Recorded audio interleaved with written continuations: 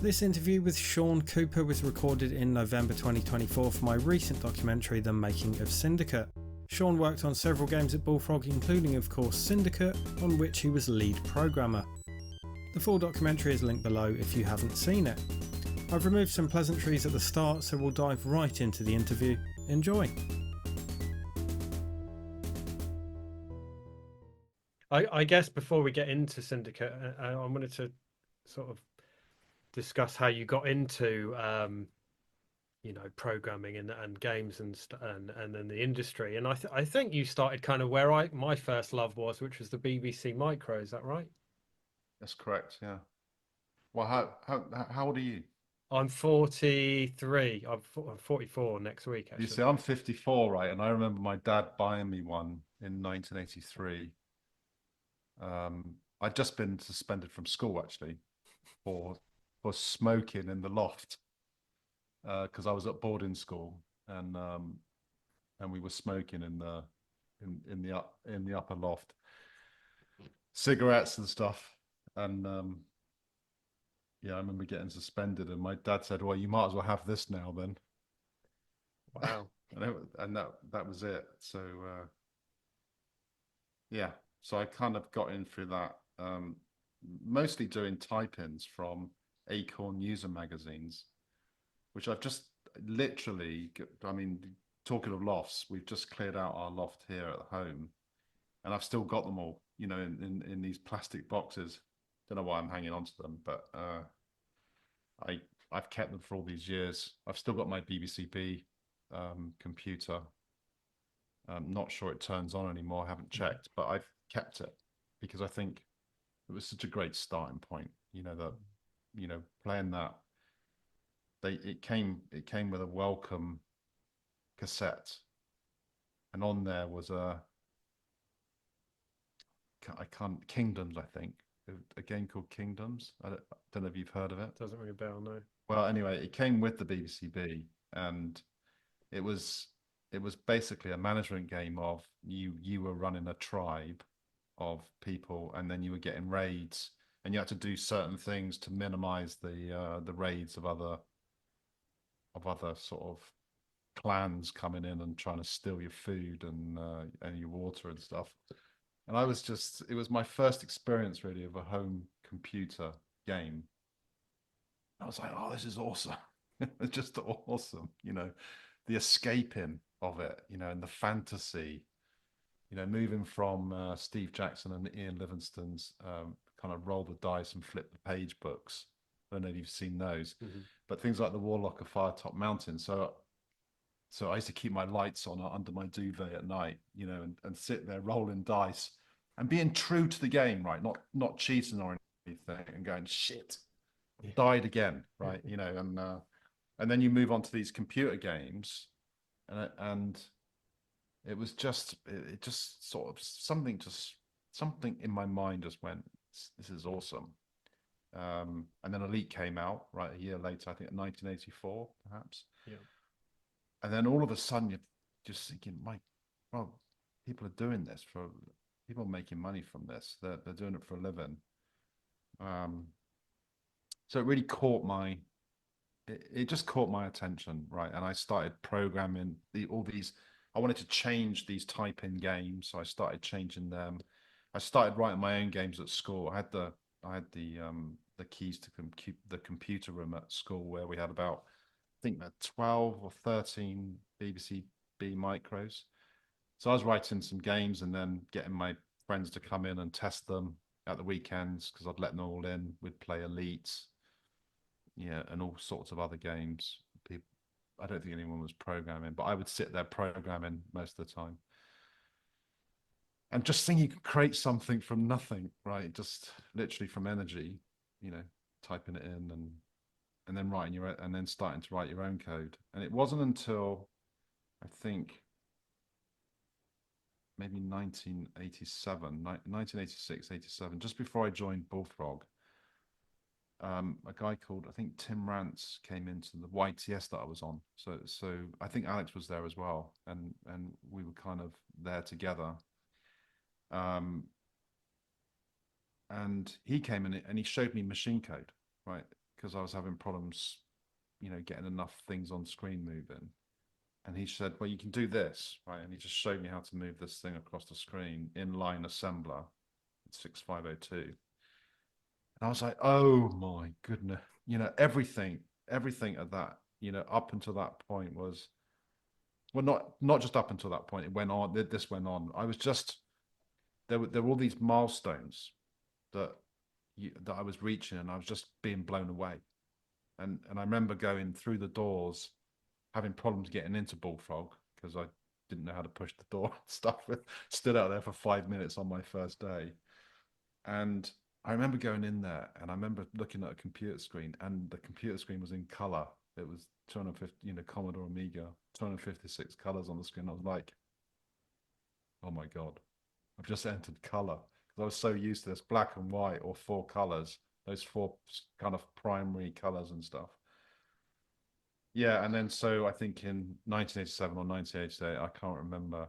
It was before my 18th, but it was before my 18th birthday because I couldn't get on the YTS unless I was under 18. And then I started work at Bullfrog, and then things just followed. We started working on testing. I was playing Populous, this game in color. Later, moving to the graphics of it. We did all the micros and stuff like that for it, but mostly testing to get it out the door. It was playing it multiplayer, playing it single player, and then getting into some programming tasks for Flood, which was my very first game. So I sort of head up the design for that, with help, right? So Glenn and Kevin and Peter were all really helping me to sort of, to get this game done. I remember meeting Joss Ellis coming down from Electronic Arts to have a look at it. And he suggested a couple of things that we implemented.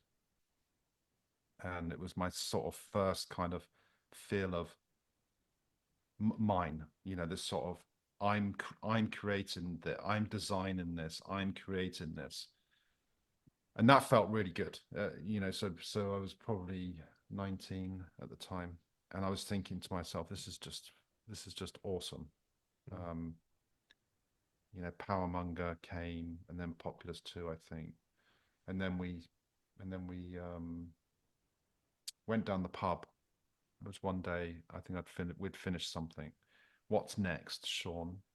What's going to be next on the cards? And literally, we drew what the start of Syndicate was. Onto the cliche of a napkin. I mean, it wasn't a piece of paper, it was literally a napkin. I think we had something to eat in this pub. Can't remember the name of the pub, which give a shout out to that if I can remember. But the whole team, Alex was there, Glenn was there, Les and Peter were there. I think a guy called Simon Hunter was there. So the whole sort of Bullfrog sort of team was down the pub. And we just wanted to do this kind of living world. I wanted to do a real-time strategy game. I had so many things in my head. I wanted to do real-time strategy. I wanted it to be, I wanted to do cars on roads. Right. I think that was I think that was the biggest thing. And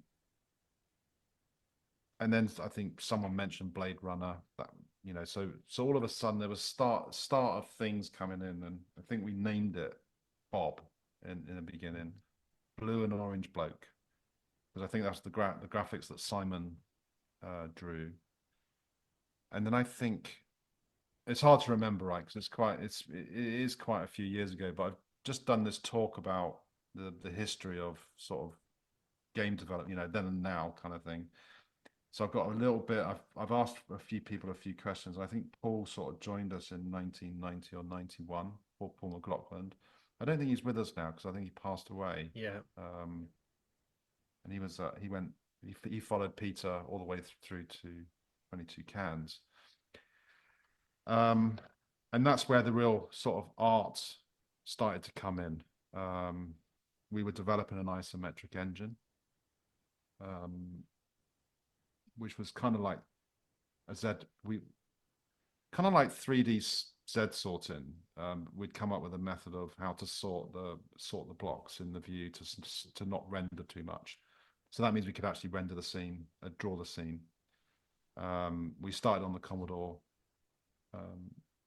The Commodore that I think had 1,000 or 2,000 or something. We started on the Commodore, the development of this game Bob, right? And then soon we quickly moved to PC because we realized that the growth of PC was quite something, and that means we could move to sort of 640 by 400, or maybe it was 480, which was high res, which back then was was high res. I mean, it's barely a thumbnail on your iPhone these days, but and it was 16 color, so that the art team were convinced that they could get the color through dithering, to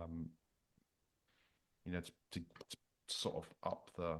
But it did give it a really nice look, having that limited color palette, I think. So we moved to 286. Quickly, the 386 came along. We moved to the 386, so going from 16-bit to 32-bit registers. And then I think we moved to 486, right towards the end. Building countless tools, things like character creator editors, so we could draw body parts, the legs, the bodies, and the heads, and then interchange them, and we'd stick them into this editor and get them into the game to sort of up the variation.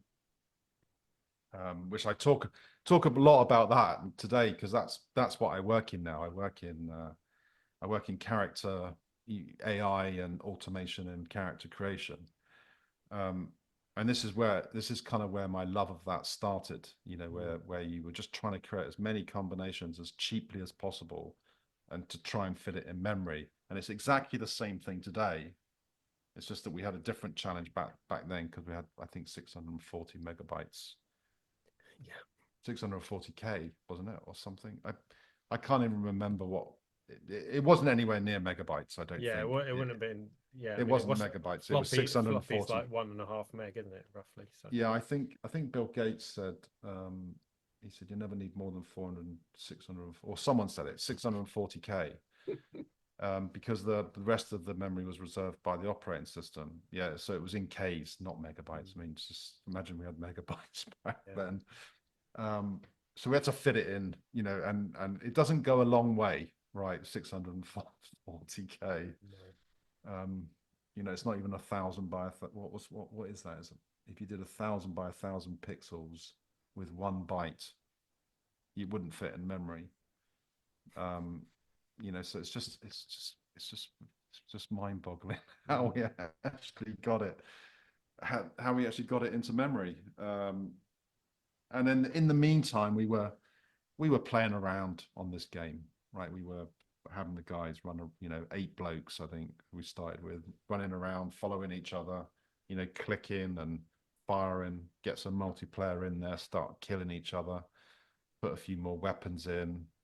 And I think it kind of, we got it to the point where this blue and orange bloke on this flat plane, where we could just kill each other, right? And if you got hit by this, I think I've said this before, this sprite that we fired out the gun, you died, and you'd lose a guy or you'd lose your life, and that would be the end. It was really harsh.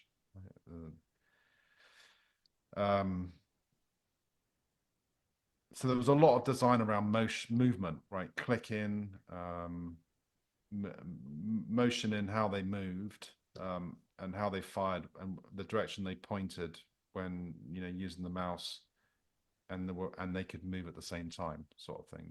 We're trying lots of those types of things out. Meanwhile, we were developing this isometric engine to allow this stacking of these bricks to build up the scene. And then we started creating level editors and a world builder, right? So we could copy and paste. We could create buildings, and then we could paste them into the world. And I think that was quite a big step, back then. It sped it up a bit, because we were struggling, I think, to sort of try and build things in quick enough. So you want to empower your level designers, get Alex the tools that he needs to start building out the levels. And then we started with a couple of levels, you know, placing things down, see how it worked, get some cars in there, jump into cars, you know, put 256 people into cars and then get them out again. Kind of strange, but it didn't matter. It was just all part of the game. That kind of virtual reality kind of, you know, the were you really there kind of thing. And then getting the civilians to move, you know, to wander around the city. I remember the navigation system being particularly difficult. And, you know, especially when I look at Unity and Unreal today, it comes with it. It's really easy to use.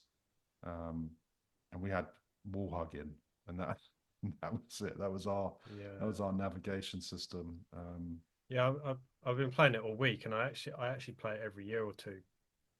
One of my favorite games of all time, and I do always get a bit frustrated sometimes with the pathing of the vehicles, because they just go willy-nilly sometimes. But once you kind of know what to do, it's okay. But yeah, it was a shortfall really of not enough engineers, or maybe experienced,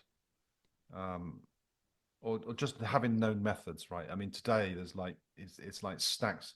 You can pick from 100 different types of navigation systems, and you know they've all been sort of proven and developed. We had nothing, right? It was because, and I think the lack of the internet and the lack of documentation, trying to find others that were, you know, we weren't networking with game developers, right, to get information about how to do stuff. So knowledge was coming in through Peter. You know, he'd been somewhere, someone had mentioned something. Oh, we can use this wall hugging. Okay, yeah, okay. How's that work? Right, yeah, I get you. I get the principle. You know, so there was all those kind of. There wasn't enough information flowing, and then I think as we started, you know, post Syndicate, as we started to grow, all of a sudden the people were coming in. We were going to shows. We were talking to other people. We were looking at other games with very critiquing what they're trying, what they were doing. So it grew, but I think I was quite naive. I mean, I was what 20, 21, 22 when it was released, and I didn't know enough. Right, like I knew how to, you know, I could imagine the game and try and put it together in the best of my ability, you know, whilst trying to learn 386, you know, and 486 and C at the time. So it was all quite naive, I would say. You know, it, you know, 10 years, and I had a lot of that stuff was just, you know, easy. It was a lot easier. Even 5 years on, you know, things were a lot easier. But I was still learning. I think another thing is that, you know, something that Alex said, that, you know, Flood platform game is kind of a known thing, a known entity, whereas Syndicate was, you know, a lot of it was new territory. So, you know, it wasn't just your naivety. Say it was no one knew how to do that stuff really. Yeah, it was I think when you look at the game, the game design, it was outside the box, right? When it came to, you know, the originality of it, I think was something that was really king on it. It was combining that kind of real-time strategy with a bit of role playing and a bit of action. You know, and I think, you know, playing things like June 2, I think June 2 came after, I think came in 94, I think. And I remember playing, or maybe sometime around the same sort of time. Yeah, I think it was, I can't really. I want to say 92, June 2, but yeah. Anyway, I remember playing it, and I just thought, oh my god, tanks, you know, and I'm moving them. There's no group selection. It's just moving one thing by one thing, and I thought, that's awesome. I love this game, you know. And then Command and Conquer comes out with group selection, and you can move groups of tanks, and I'm like, no, I don't like that. I don't like that as much. I prefer to move one at a time. and then you get to the grip, and then the sort of real-time strategy genre sort of was born, right, through these games. Yeah, that was Alex said awesome. that you prefer to do that in Syndicate. The two of you kind of control each agent individually rather than just click the group button. Yeah. Well, there was lots. For me, it was about giving choice to the player, to allow them to do what they wanted to do.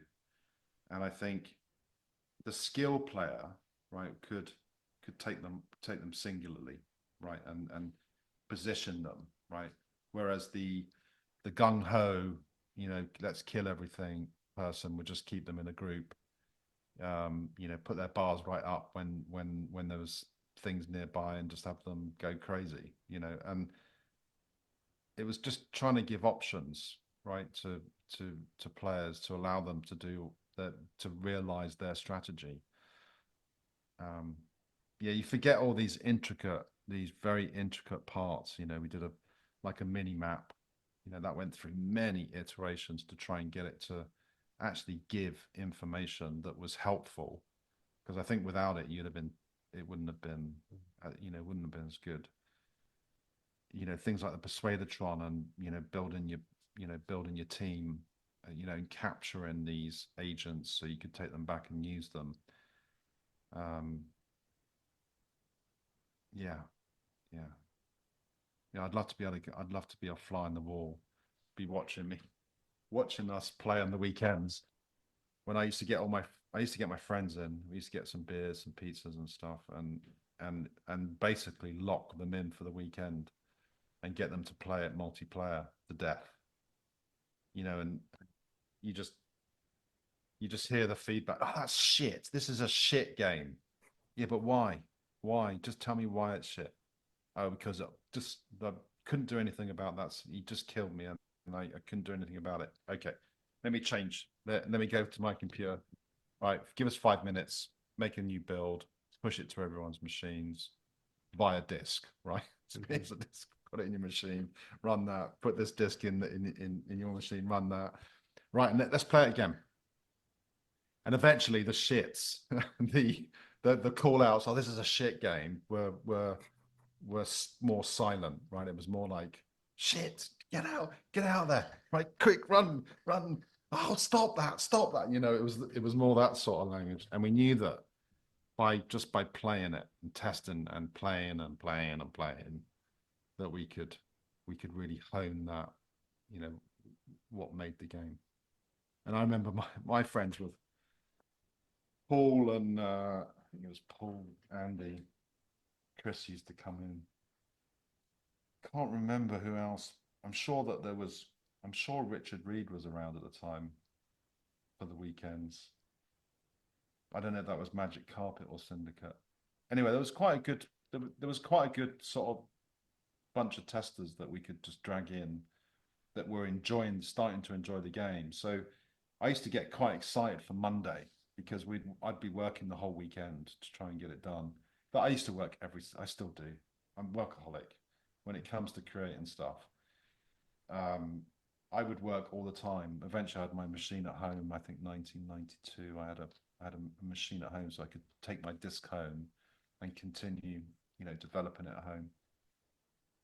But such joy of just being able to tune things to make it more perfect, and then just add in a weapon. Right, we're gonna add a rocket launcher.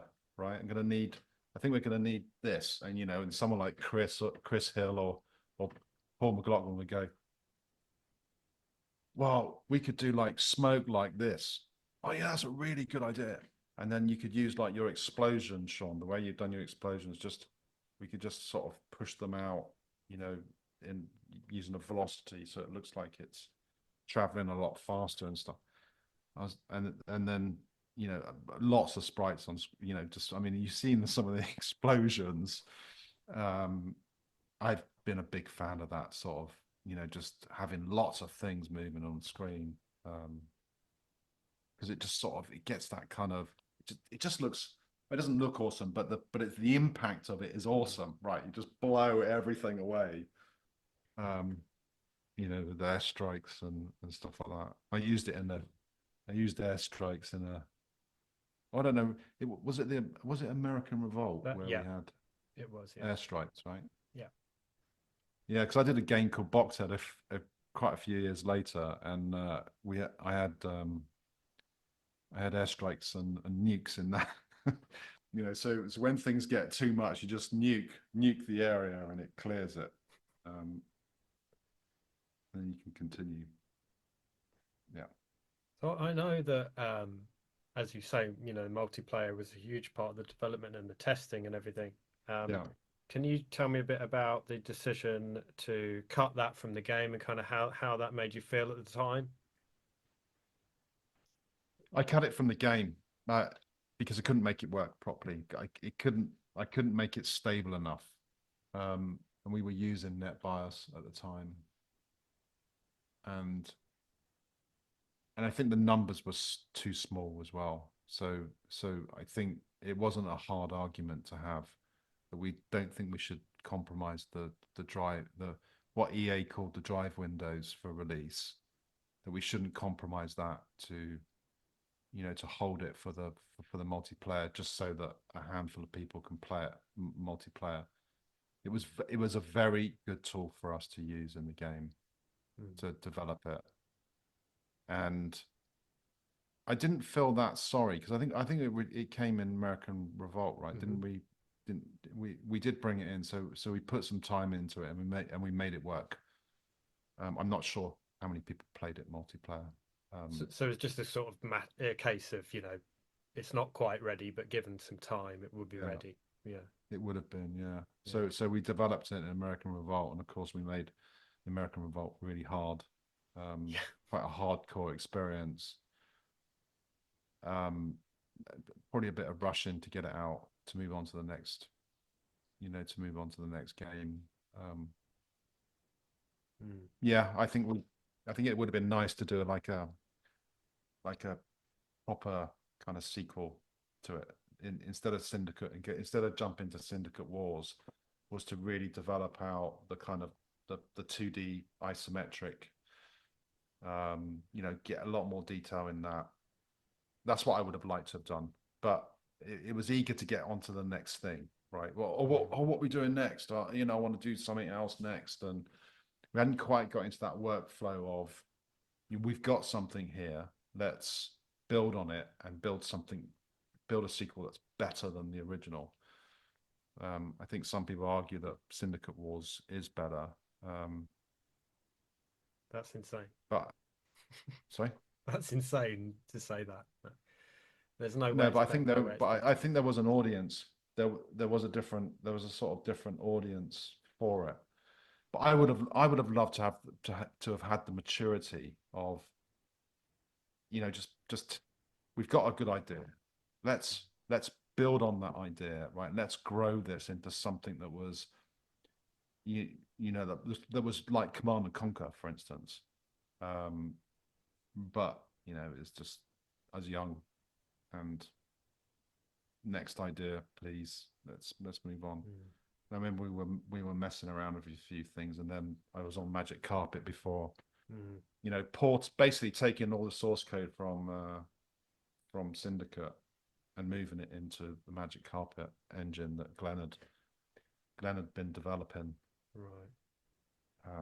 So there's a lot of Syndicate in Magic Carpet, especially from a code base and the editor stuff, and so you could call it sort of like the early part, what I felt like Unity, where you were just transferring libraries of stuff across to make it easier to build, so you can focus on content.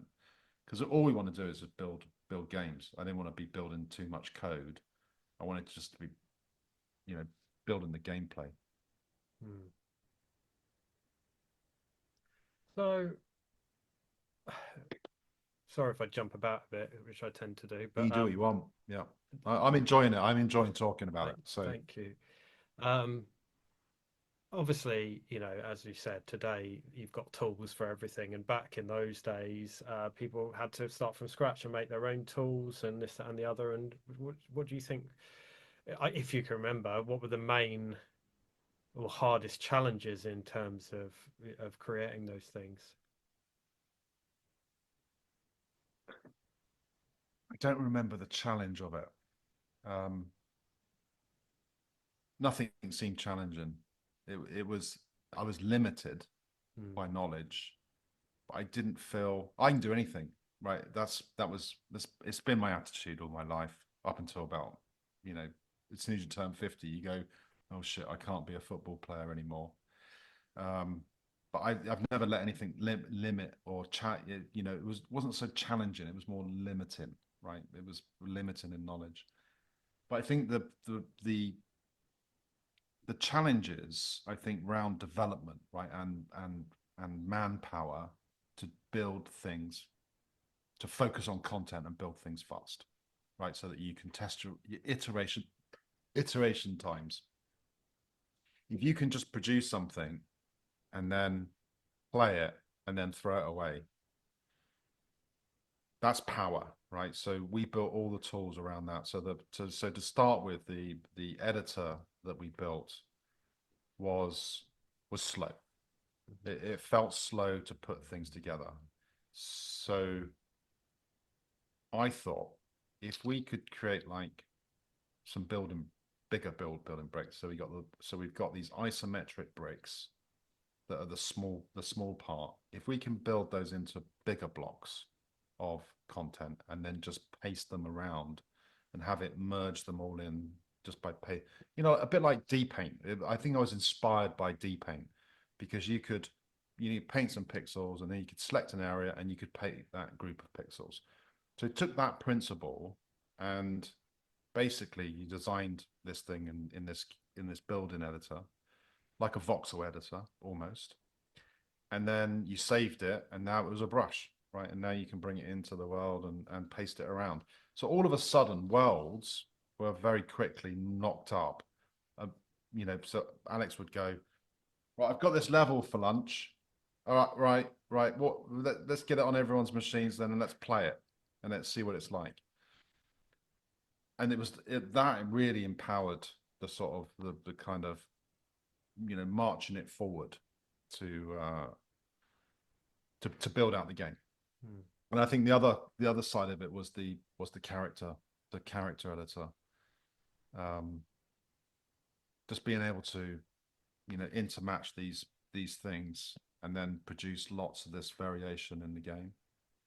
I think that was, those were the two things that I remember building that I thought made a difference, right? It really made, and by using them, right? So writing these tools and then being able to use them and go, that's really cool. Just I can quickly mock up a map and not have brick by brick by brick, to place down to build something. So that was, I think that felt really good, as well as building the game, but building the tools as well was something I really enjoyed, and it's something I enjoy today. It's probably the most favorite part of game development is developing the tools that allow you to build the game design. And if you're the game designer and the engineer, then you can just hone it to that idea of, because you're going, oh, I know exactly how quickly I want to build it, and then you just change it. You just create code and create these editors to match that desire of, sort of building these things out. Not perfect for everyone, perfect for one, for me. And then, but Alex got on really well with the editors, and before long we had lots of levels that we could pick and choose which ones we were going to take through to the game. And I think once we had lots of the levels, Phil Jones was working on the front end, all the green screens, getting all that done. And then we connected up the two pieces of code together, the game and this front end bit. they were very detached, right? So it didn't really know much about it. And then we just built this tiny little interface that could say, oh, you've brought this many agents back, or you're taking these agents in. And I thought it was quite clever because it was really hard to manage. Like we didn't have Git or anything, right? Didn't have any sort of repo that could merge this stuff together. So we had to try and keep it separate as much as we could. And we did that. Right? It was a really good collaboration of the two parts. And then you've got all the management aspects like the taxation and you know, drugs, and there's a lot of other depth to it as well. Yeah, I think was that hard, kind of having all that make sense? Because I mean, I know that because like I said, I've been playing it this week. I always just get a few properties and then just you know, territories, and then I just leave the computer on to sort of cheat my way into getting some money, which I know Alex. I think it was hard to balance. It was we knew what we wanted from it. We wanted a sort of role playing, a sort of positioning of the player, of what they were and what they were doing. And I think, again, naivety. I mean, we did build some tests. Like, if you up this, then you have to put this down. You know, so sort of like trying to balance the statistics of it, and then you could test against it, right? If this is too high, you get this punishment for it, etc. In fact, in the actual game, the playable part, the interactable, they're all interactable, but the bit of because I always think of it as two sections, right? The front end and the game side. I know that the game is the whole thing, but we had the game side and the front end. So in the game, we had something that would play it. So it would remember what we've done, and then we could just have it do it over and over and over and over and over again to check determinism, right? One thing that was good for the network stuff, because it means you didn't have to have a connection. You could just record what you're doing, play it for an hour, and then fast forward it from start all the way through to see if any of the checksums change and stuff. So there was the start of that kind of automation of testing,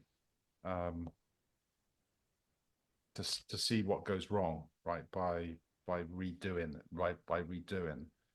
I mean, we could have done more of that in the front end side, and then you could have just run different scenarios against it, which is what we would do today, right? It's exactly what we would do today. You just run it overnight and just have it blitz out everything and go, right, there's a problem here.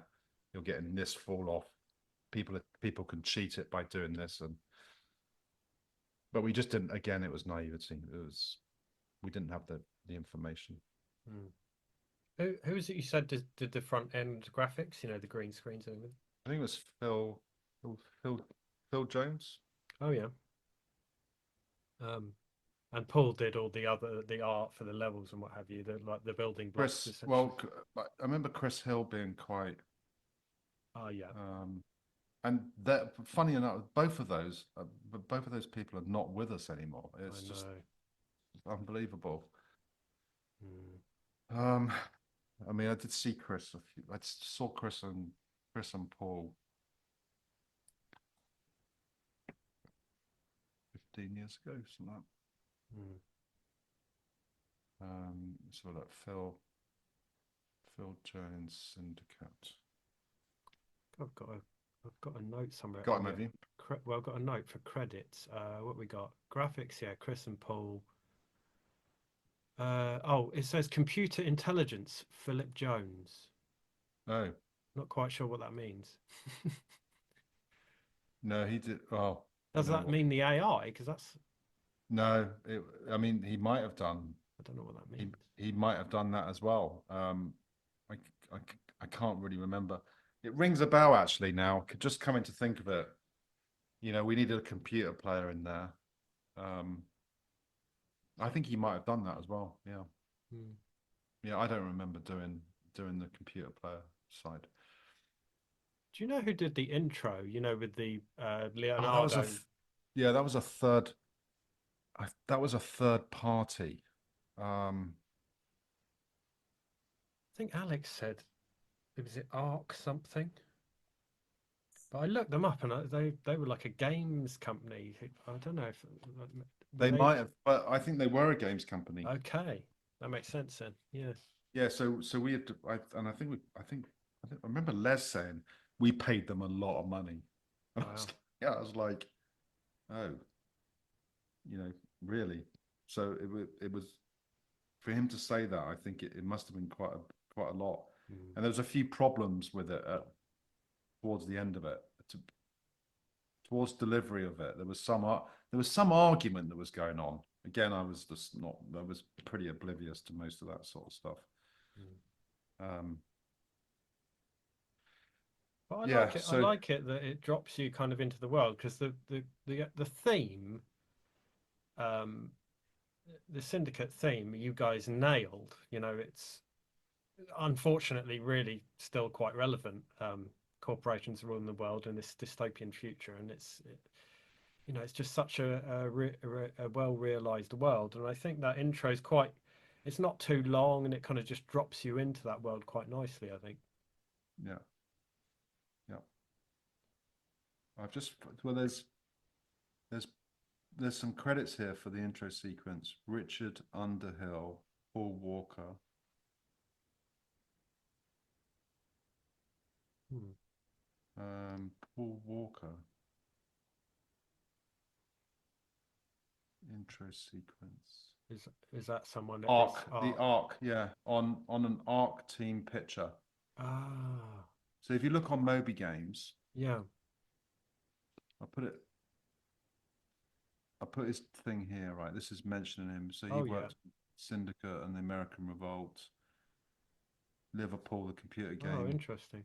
Yeah, yeah, that is interesting actually because it's interesting how they've sort of merged two teams. Sort of. It was the first time I had sort of experienced a third party doing something, Hmm. for us, and it looks like he went on to work on Wipeout 3. Hmm. Yeah, maybe I'll put the feelers out and see if he knows Designer. anything about So it. he became a designer. Excellent. Hmm. And cannon fodder on the 3DO. Oh, interesting. It's interesting with Cannon Fodder because obviously same year as Syndicate, arguably one of the Yeah. best years for gaming, certainly for me anyway. Um, but they both kind of had the right click to shoot, and you know, Yeah, that was funny, wasn't it? I remember playing it, and I just remember thinking, it's like they had a spy, sort of watching us because I didn't know anything about that game until someone put it on my desk and said, or there was some write up about it, and then we were just about to launch Syndicate, and I remember going, "Oh, this is like four blokes, or whatever it was," and I remember playing that. It was awesome. It was such great. It's such a great game. yeah, it's good.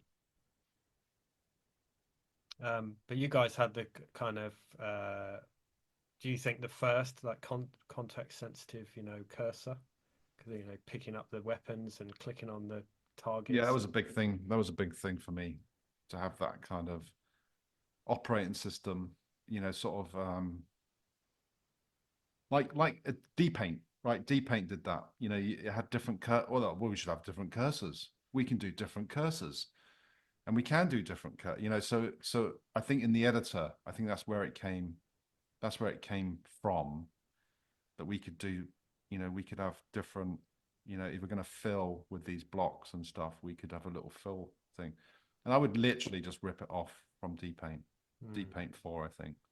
Just go, oh, we use the same cursors, and then I remember finishing this editor, and I was really chuffed because I had all the icons. You could click on them, to put it in select mode, so you could select bits, and that was a lot of fun. It was a lot of fun creating that. I just that was my impression of it. I didn't feel it was tedious or anything. It was just I was doing graphics, icons, and storing storing them in the machine. Yeah, fun. It was just fun. Mm. What is, it's just come to me, this question, but what is that like? I don't know, you last time you played it, but when you hover over and you're picking something up, there's like a, looks like a metal claw or something. I always Yeah, wondered, what is that icon? But yeah. I don't know. It was probably let me think. It was probably Chris and his crazy ideas of the art stuff. You know, the sort of, yeah. It was created by everyone that Bullfrog, right? So it was, you know, we didn't give him a specification of exactly what you needed to draw. It was just like, we need to pick shit up. Can you give us something that picks stuff up? Yeah, Because I mean that is a sort of core ethos of Bullfrog, wasn't it? That games were a collaborative thing. yeah. And I think in the credits of Syndicate, it kind of says designed by Bullfrog or whatever, rather than naming Game anyone. design, Bullfrog Productions. Yeah, yeah. I think it's a little bit. It's it's a bit like Paul McCartney and John Lennon, isn't it? That Paul McCartney actually wrote the songs, but John Lennon got a bit of a credit through some agreement, right? And I think that it should have been more true to the actual people that were putting in, you know, a lot more effort than others to, and it should have probably been prioritized towards that. I heard that feedback from someone. I mean, it didn't bother me so much, but it bothered others, and because I think as we moved forward, it changed because it bothered people that it was categorized as being designed by Bullfrog.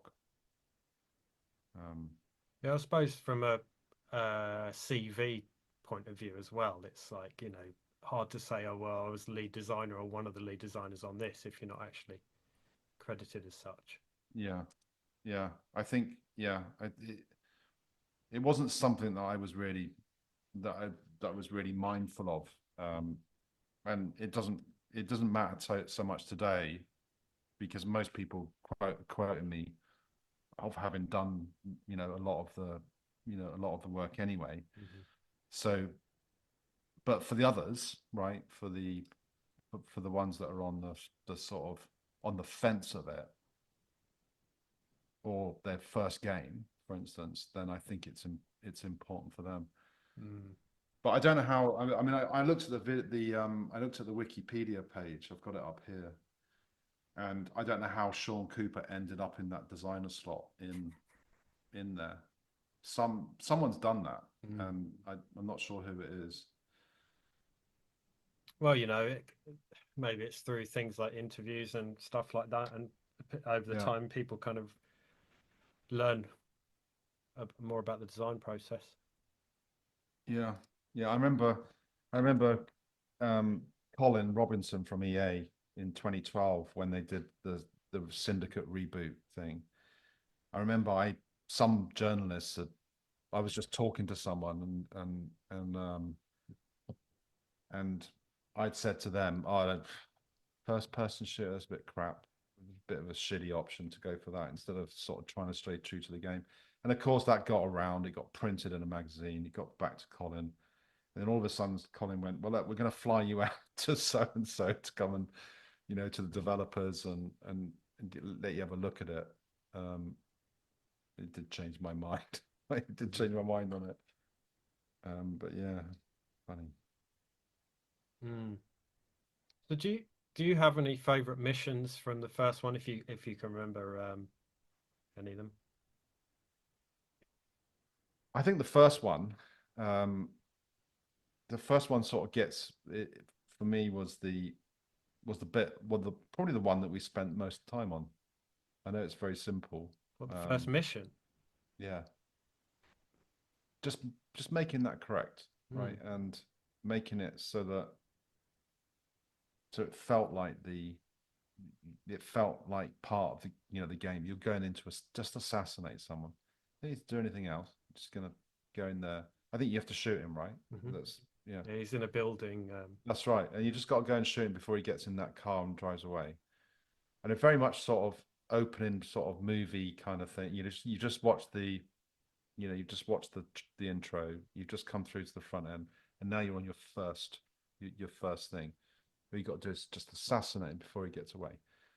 And it took us a long time to get it right, but it built the foundation for the others. Mm.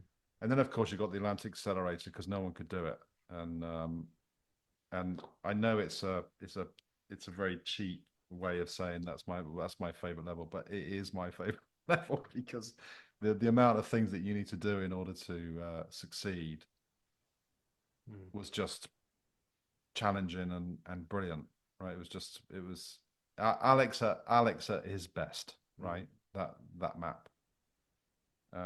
Yeah, it just reminds me of a Command and Conquer map, which is called Jesus fucking Christ, and that's that. It was that, and I remember a lot of people swearing, getting very angry at mice in the office, trying to get through it. And there was some other ones in there. There was one where the police, there's like quite a few bridges that you have to get across, sort of walkways, and there's like I think a few police outside this building, and I felt like I was, I completed it, I think, in the space of 48 hours about 20 times, just running all the way through it, just test it, make sure it's correct, make sure you can play through it multiple times. And that was the one that's the other one I remember. There was some guards outside this building, and you had to sort of get in there. And I found a way I could persuade them. If I just tease them out and then get around the corner and persuade them as they come around the corner.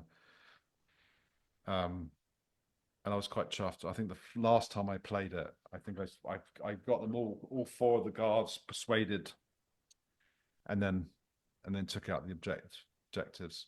I really like that sort of I don't think we did too many particularly well, but there were a few where there was a chain of events, right? That you had to go and do this, and then very quickly you had to get over there and make sure that happens as well.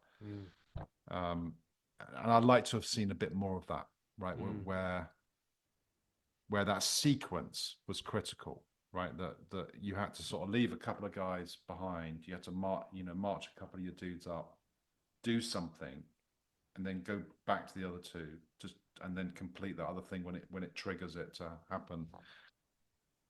I'd like to see more of that. Yeah, I did a couple this morning. One was the one that you have to go and get an ambulance because it's got medical supplies in, and then you have to go and like pick up a dude, but then you have to let him drive off, and you're basically like just escorting him. That's really cool. And there was another one where you have to get a vehicle to get into like a compound which has a gate, and you have to destroy all the vehicles, but of course I always forget the first time I destroy the vehicles and then you can't get out to evacuate, so you have to make sure you don't destroy the last vehicle until you've actually left the thing. It's great. Yeah, I think So, there was lots of I enjoyed to complete it 20 times, or how it was loads of times. To get home with me. I played it a lot. It was a lot.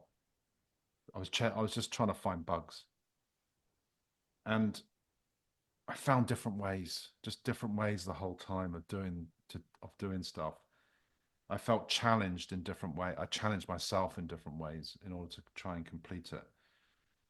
And I thought, oh, people are going to have a lot of fun replaying this. You can probably play it maybe 4 or 5 times and still find new things that you haven't done before. And I thought that was excellent.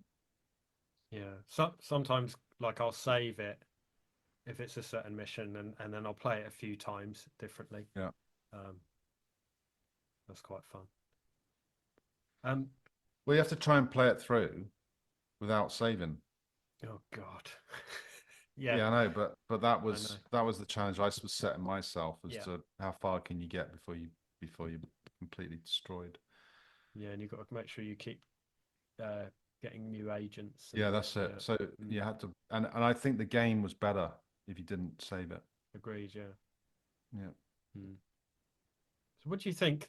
What do you think are the key strengths of Syndicate? I know that's a vague question. I don't think I've been asked that one. Can't compute. Say it again. What was the question? What do you think were the game's key strengths? I think that the control mechanism was one of the key things. I think the combination between the UI and the way that you could control them gave the variety of replayability and also different types of controls, i.e. accommodating to different players. And I think that was born from people multiplayer and, you know, playing the multiplayer game. I think for me that was one key element. The second part was the number of weapons, the selection of the different variety of weapons. We could have done more with it by hooking weapons, you know, doing combinations of weapons that you could use together. That would have been, we tried to get something in with that.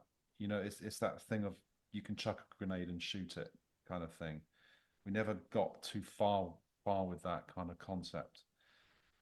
But certainly the weapons, and I think the living, breathing city of,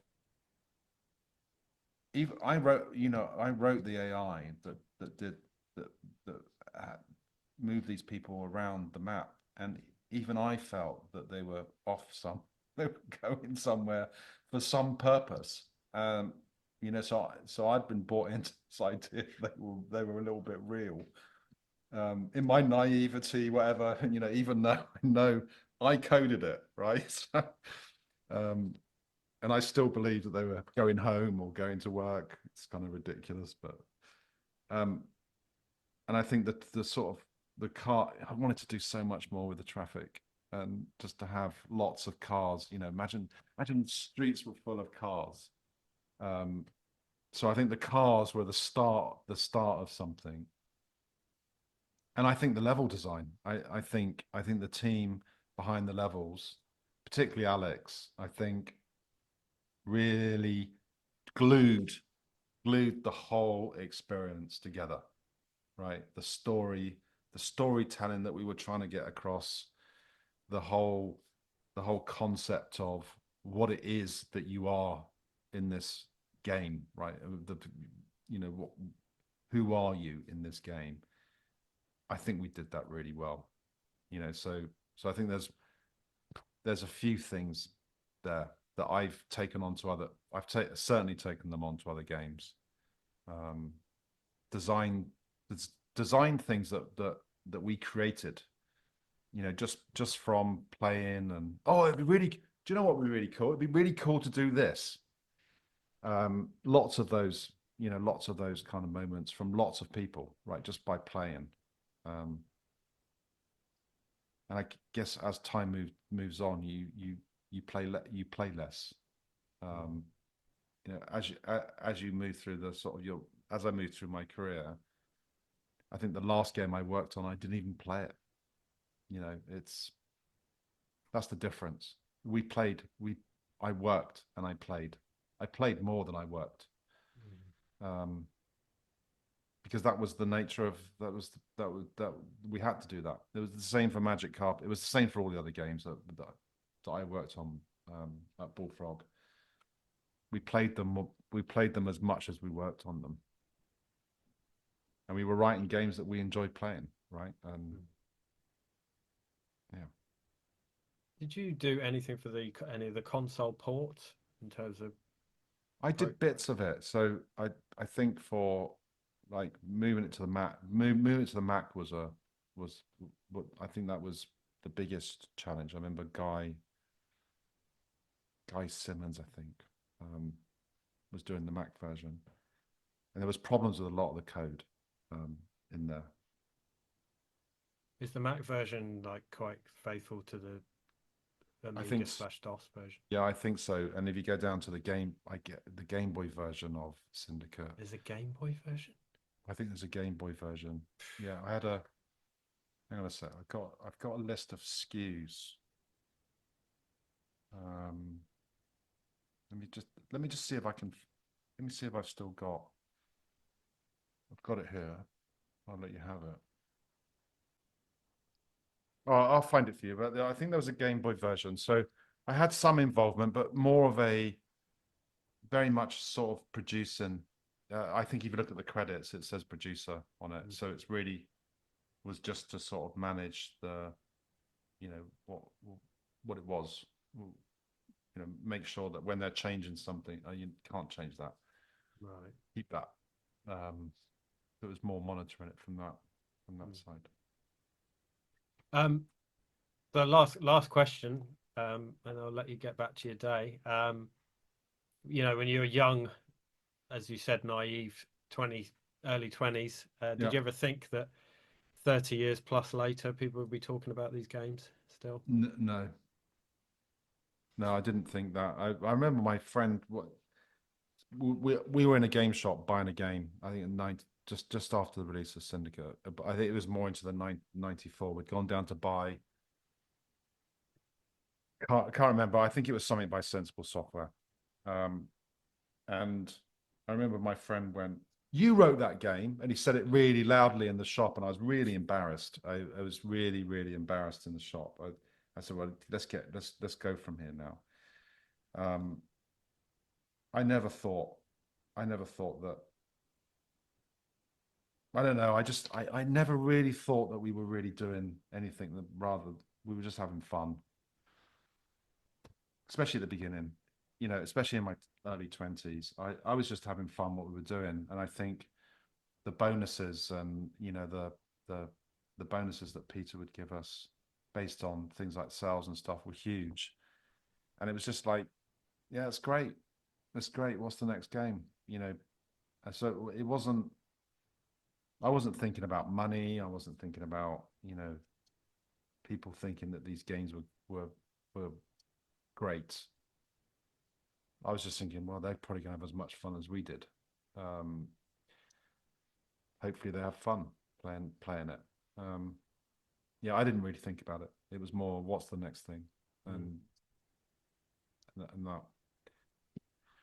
Yeah. Well, thanks for Syndicate anyway, because like I said, it is one of my all-time favorite games. Been playing it 30 years, still fun. Playing it this morning, still fun. Wow.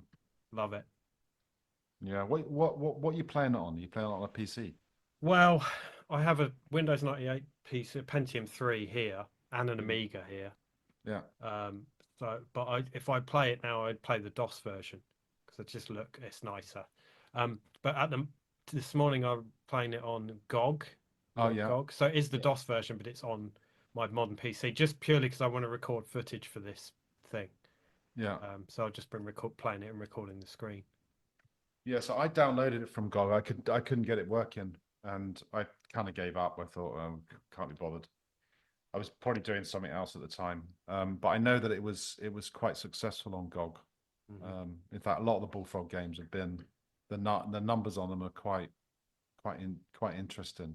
You know, sort of amounts of people downloading it. Yeah, that's good. I mean, I like to think that younger people discover the games that way. You know. Yeah, some of the guys from my work, they said they've downloaded a copy of it and playing it to have a look at what I did 30 years. Yes, what is 31 years ago now, isn't it? Yeah.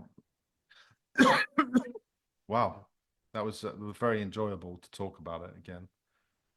Yeah, for me too. Thank you so much for your time. Really appreciate it. You're welcome. Is there anything you want to plug, or like any socials you want to link, or anything like that? I think the thing I'd like to plug is what I'm doing now with a company called Dynamo. I'm going to send you a link. Mhm. If you could, it would be good. We've just last year we did City Skylines 2. So all the characters are in there are based on a design of my design of how to implement lots of variations of characters, which stems from Syndicate. I'll share it in this chat. So it's this product, and we're working on quite a few. Oh, awesome. Sorry. Yeah, it looks awesome. Yeah. Oh, Yeah. okay. Yeah. And again, it's a lot of fun, and we're doing we got some good guys, people that have worked in AI, in medical AI, that have joined us, especially in the last 5 years. And we are getting good, sort of concept drawings to 3D characters, and then generating variations by blending them together. Yeah, there's a lot of varied art style as well. Like, Yeah, it deals with a lot. versatile. It can deal with different art styles. So Yeah. so that would be great if you could say, well, maybe just partner it in with what Sean doing now. He's doing this. Yeah, we'll do. Yeah, Still in games. absolutely. Yeah. So Yeah, I go like on. that that's kind of stemmed from Syndicate's character creation. Yeah. We've been trying to do it. We've been trying to do it all our lives. And I think just right now, I think we're reaching there's a few people that are reaching a point where they're starting to make something like Mutable in Unreal. They're just in 5.5 Unreal. They've now got some character generation tools inside the engine that can generate variation, etc. So it's I think we're in an interesting time. So what do you have to kind of feed in? Like just a couple of designs and then it works from there, Yeah. or? So what our clients do is they usually create a template character, right? So they create this is what I want the bog standard model to be, right? This is the rig, this is the skinning, this is the makeup of the topology, and then from there we onboard it, right, and ingest that data, and then we generate data from it, and so they can feed in different things. We work very closely with them, especially with the early clients, to make sure that we're getting things, we twiddle the right knobs, put things in the right place, get the right blend shapes in there, and then once that's all set up, it's just generate them. Generate me a black dude in this, right? It'll generate me an Asian character in this, and I think that's the power of it, because then you can refit all the garments as well, right? So when you create the different body shapes, it then puts everything back in place in an automated fashion. So that means you can say, right, we've got this football game, we want Asian people in the crowd only, just generate Asian characters. Or it's in Africa, let's just generate black characters, right? And et cetera, et cetera, et cetera. So, and it makes their games more diverse. Everybody is well represented in their games. So ups the quality. It's lots of different benefits from using us to do those things. Awesome. All right. Thank you so much, and I'll ping you a link whenever it goes up, and that's great. I sort myself out. Well, good luck anyway. Thank you so much. Yeah. Cool. See you soon. Thank you, Bye. Sean. Cheers. Yeah. Bye. Ciao. Bye.